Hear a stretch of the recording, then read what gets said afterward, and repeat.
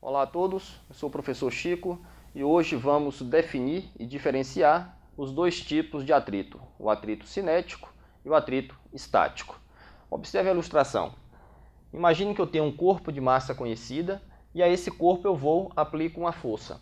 Se houver atrito entre o corpo e a superfície, surgirá no sentido contrário ao movimento ou à tendência dele a força de atrito. É bom lembrar que, além da força aplicada e da força de atrito, eu tenho nesse corpo a força-peso e tenho a força normal. Qual é o nosso objetivo hoje? Nosso objetivo é como é que eu calculo a força de atrito. Primeiramente, a gente tem de ter o seguinte conceito. Quando eu aplico uma força a um corpo, não é qualquer valor de força que gera movimento a esse corpo.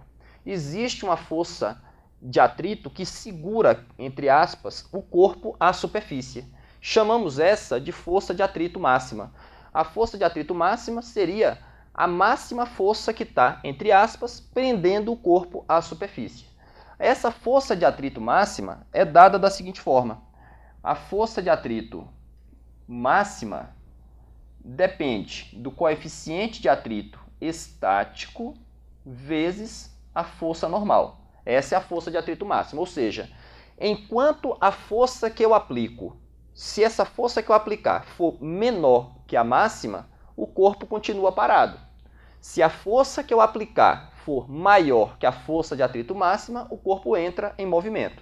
Então, para determinar a força de atrito, o primeiro passo é identificar a força de atrito máxima. Para ficar mais claro, vamos separar os dois casos então.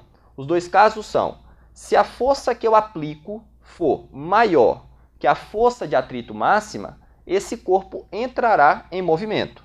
Então, se a força aplicada for maior que a força de atrito máxima, o corpo entra em movimento. Por outro lado, se a força que eu aplicar ao corpo for menor que a força de atrito máxima, essa força não foi suficiente para gerar o movimento ao corpo. Então, nesse caso, o corpo ele fica em repouso. Assim sendo, se o corpo entra em movimento, essa força de atrito é chamada de atrito cinético, cujo valor é dado da seguinte forma. A força de atrito cinético é dado pelo coeficiente de atrito cinético vezes a normal. Por outro lado, se a força que eu apliquei for menor que a máxima, o corpo fica em repouso. Ficando em repouso, essa força de atrito é chamada de força de atrito estático. Essa força de atrito estático, diferente da força de atrito cinética, ela é uma força variável. Ou seja, enquanto o corpo está parado, a força de atrito estático ela é igual à força aplicada, porque se o corpo está em repouso, a força resultante é zero. Por outro lado, então, a força de atrito estática ela vai variar entre o valor zero e o valor máximo. A força de atrito estática, enquanto o corpo está em repouso, a força de atrito estática pode assumir esses valores. Ou seja, se o corpo está parado, a força de atrito é igual à força aplicada. Se ele está parado, a força resultante é zero. Então, diferenciar os dois tipos de atrito e saber a definição desses dois tipos de atrito é essencial aí para descrever a dinâmica do corpo.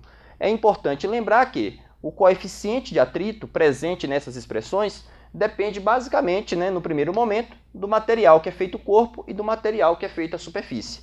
Então, o valor do coeficiente de atrito enquanto o corpo está em repouso, o coeficiente de atrito estático, é um valor diferente do coeficiente de atrito cinético. Então, em geral, o coeficiente de atrito estático assume valores maiores que o valor do coeficiente de atrito cinético. Esses valores, quando necessário, é informado nos exercícios. Quando não for informado, não há necessidade de conhecê-los.